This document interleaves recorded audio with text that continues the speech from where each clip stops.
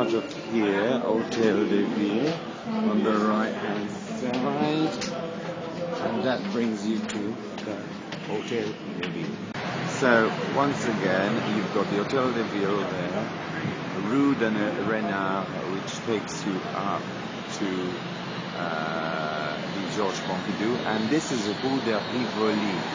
And right there, in about 20 minutes later, if you come walking down, you come to the Louvre. That tower there is the Saint-Jacques Tower, St. James's Tower, which was part of a church which has been demolished, and just the tower remains. Once you're out of that exit, you've got the BHV, that's the Marais area, Rue Renard, which is where the Saint Pompidou is up there.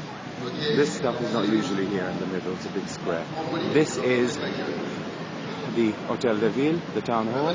You keep on walking towards the steeple that you see in the back, and those are the two towers of Notre Dame de Paris. I'm walking towards there now. From the Hotel de Ville, you came onto this side, there's the river over here.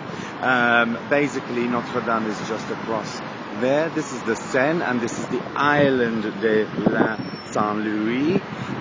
In the distance you can see a white wrapped building. That's the conciergerie, the one with the pointed domes, and you can tell that Marie Antoinette was kept over there before she was taken to Concorde for her beheading. This road over here in August is covered with sand, and it becomes the beach of Paris, la plage de Paris. So then you keep on walking, but you don't go towards Notre Dame. You walk on the other side of the river where the trees are in the distance. If I turn round here, you can see that in the distance there's the other island, the Ile de la Cité. De la Cité, Ile de Saint-Louis. Hotel de Ville, you walk down through this building over here. Then right in front there is this market, which is a flower market, flower and plant market. You cross over to the other side and you point out some other distance to the flower market, if you like. And just keep on getting straight. You pass through the flower market, you come on the right hand side to this beautiful building, which was the royal palace of the king, and on the other side you can see that chapel. That is the Sainte-Chapelle chapel. We used to house the crown of thorns, a beautiful early Gothic building which is intact inside. You have to pay a price to go in. That is, it was built to house the crown of thorns which was brought over from Jerusalem in the 13th century. Nowadays the crown of thorns is in Notre Dame de Paris and only exposed on Easter Sunday. Of the Sainte-Chapelle, those are queues to get in. From the Sainte-Chapelle, you walk towards the St. Michael Bridge, and right in front is the famous statue of Saint-Michel, the Place de Saint-Michel. On the left-hand side is the Latin Quarter, which is behind these buildings here. Now, I'm going to keep on walking up towards here, because up here on the left is now Notre Dame. In the corner, I don't know if you see an RER.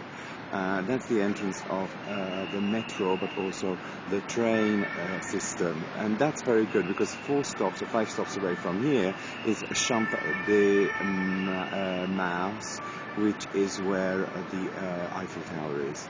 To Notre Dame de Paris, to the right hand side of the other side of the river, that takes you to the Sorbonne. That's also part of the Latin Quarter. We are here at Notre Dame de Paris. I bring them underneath the statue of Charlemagne here. Behind it are some public conveniences that they could use when they're open.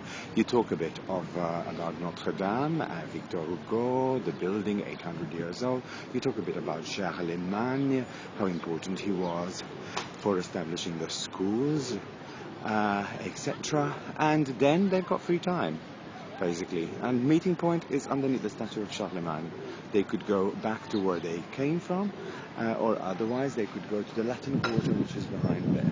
Boats that take you on a cruise down the Seine. Now from Notre Dame to this other side, and this is the Quartier Latin, and the side streets load of little restaurants, etc. And this street takes you down to the Sorbonne.